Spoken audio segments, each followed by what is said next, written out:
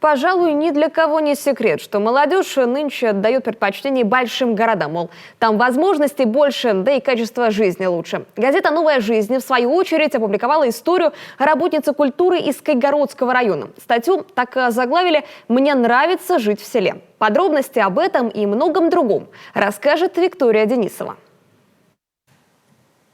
В редакцию газеты «Княжпогостские вести» обратились родители воспитанников местного детского сада. В учреждении не первый год протекает крыша. По всему второму этажу расставили тазы, а мокрые следы, пишут, видны повсюду. Местные переживают, если во время оттепели так, то как будет во время затяжных дождей? К предполагаемому ремонту же обещают приступить в период подготовки к будущему учебному году.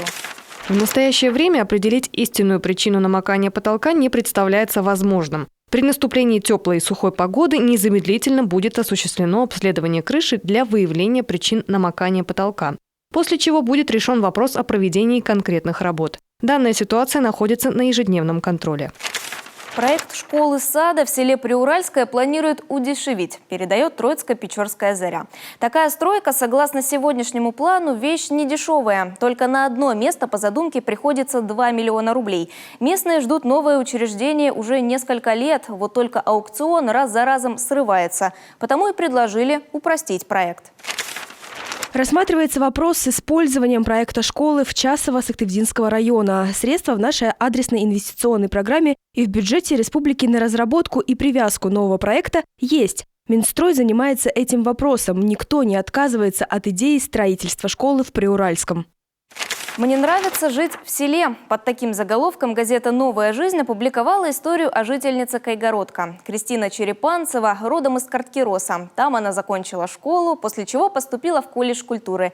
С детства девушка любила танцевать, а потому мечтала поступить в Казанский институт искусства и культуры. Хотела стать профессионалом в этом деле.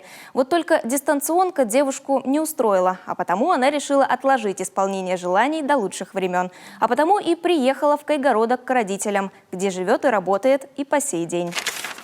Мне нравится жить в селе. В городе много шума, сутолоки, а здесь тишина, красивая природа. Люблю гулять, дышать свежим воздухом. Мне кажется, все равно, где жить. Главное, чтобы была любимая работа. О страстях в Черемуховке поведала Прилузское знамя труда. Герой публикации – житель села. Он нигде не работал, злоупотреблял алкоголем. В какой-то момент мужчина нашел себе спутницу жизни. Вот только счастью помешало как раз-таки пьянство. Как указано в газете, мужчина регулярно поколачивал женщину, за что в конечном счете мужчину осудили на год и 2 месяца. За это время героиня публикации успела устроить свою личную жизнь. И все бы ничего, но раздался телефонный звонок. Бывший сожитель, отсидев срок, предложил женщине провести время вместе. Пригласил ее к себе домой, на что она согласилась. История повторилась, снова побои. Благо вовремя вмешалась мать потерпевшей. Она пришла забрать дочь домой. Мужчина начал угрожать обеим, однако пенсионерка смогла оттолкнуть его и выбежать вместе с дочерью на улицу. За совершение указанных преступлений приговором суда мужчине назначили наказание в виде лишения свободы сроком в 1 год и 3 месяца. Приговор в законную силу не вступил. Всем известна мораль. 2 раза на одни грабли не наступают. Но, видимо, наступают, если правила поведения диктует алкоголь.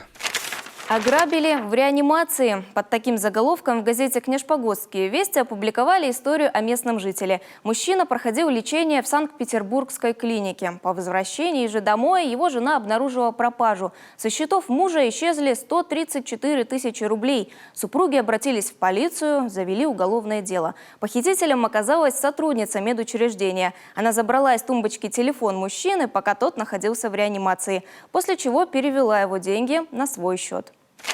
Каменные, деревянные, чугунные, даже газовые, спиртовые и водяные. Все это об утюгах. В Кайгородском музее местным довелось посетить выставку, пишет «Новая жизнь». Пожалуй, обычные для каждого из нас предметы быта превратились в экспонаты. Какие-то из них можно было увидеть вживую, какие-то на фотографиях. Виктория Денисова, телеканал «Юрган».